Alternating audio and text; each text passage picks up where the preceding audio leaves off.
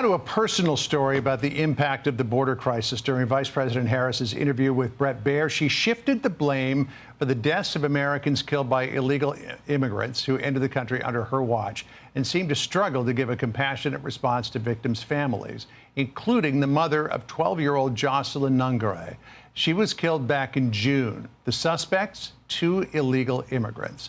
Alexis Nungaray, Jocelyn's mother, joins us now. I want to play that part of the Bret Baier interview with Kamala Harris in just a moment. But first, I want to say, Alexis, that our prayers are with you. And as the father of a daughter who's about the same age as Jocelyn was when she was killed, I can't even begin to wrap my head around what your family is going through and what poor little Jocelyn went through that night back in June.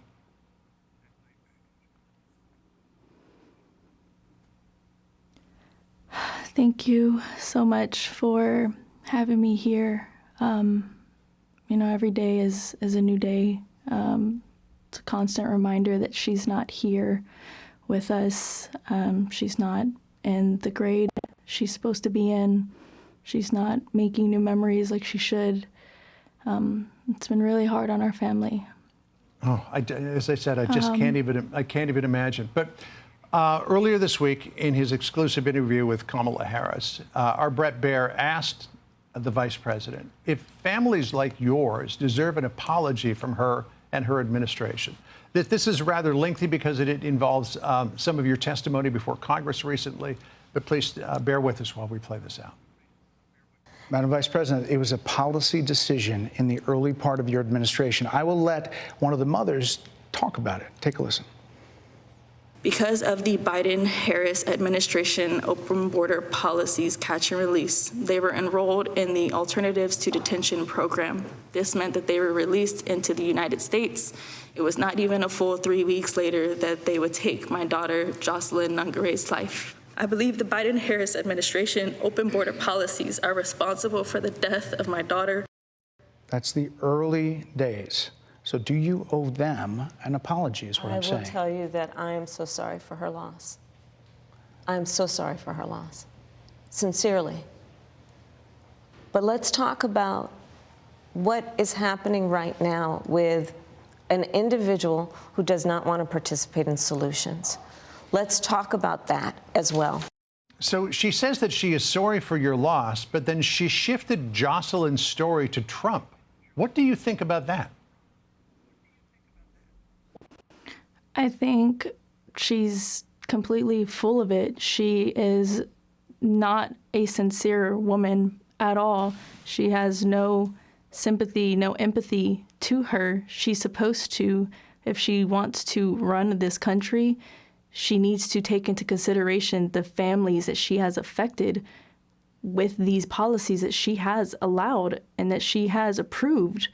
It's unacceptable that she gave me a very empty, half-open apology to thinking she was being sincere, to just shift like she always does in every interview, every questionnaire she has to somehow shift it over to Mr. Trump, and that makes absolutely no sense. Why can't you just take accountability like you should and actually try to make a difference, maybe be humane and actually reach out to families that you have affected?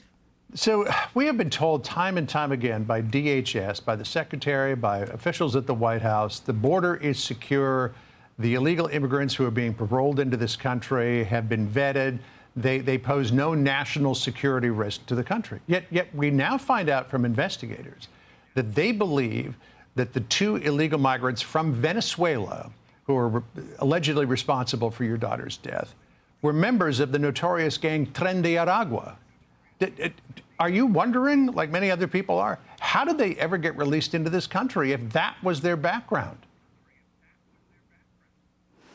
It's always made me wonder, yes, because why put a ankle monitor on them in the first place? Was anything noticed? Did anything come abrupt? I always now for sure wonder, why did they need one now that this new information has became knowledgeable and has came into the light, it really makes me wonder why were they released? Why? This should have been something that was immediately thought of, them being Venezuelan natives, and it just proves more that them being what they did so heinous was intentful.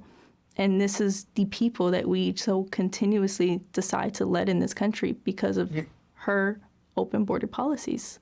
The testimony that you and fellow victims of immigrant crime gave before Congress was just so compelling. And then there was this moment where Democratic Congresswoman Veronica Escobar suggested that you and your fellow victims were being exploited with your appearance before Congress. That led April Aguirre, who is a crime victims advocate, to have this exchange with the Congresswoman. Listen here.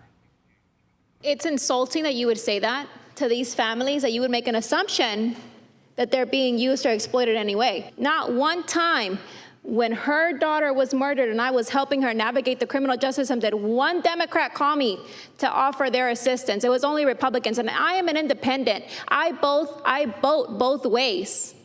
So it's insulting. No, please don't speak over me, because I'm still talking. Okay. Responding I'm not done. I have the mic. I have the floor. I have the floor. If you want to answer me, you ask.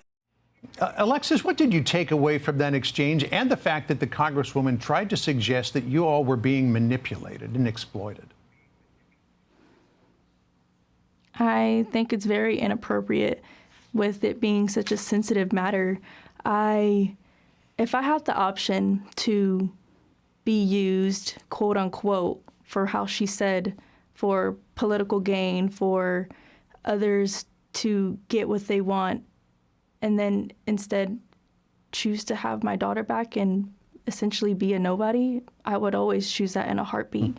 I do this to continuously be my daughter's voice. I do this because my daughter fought incredibly hard her last moments of her life.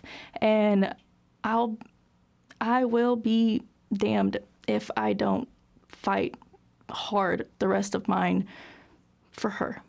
I do this because I want to, and because I need to raise awareness, and because we need to make change.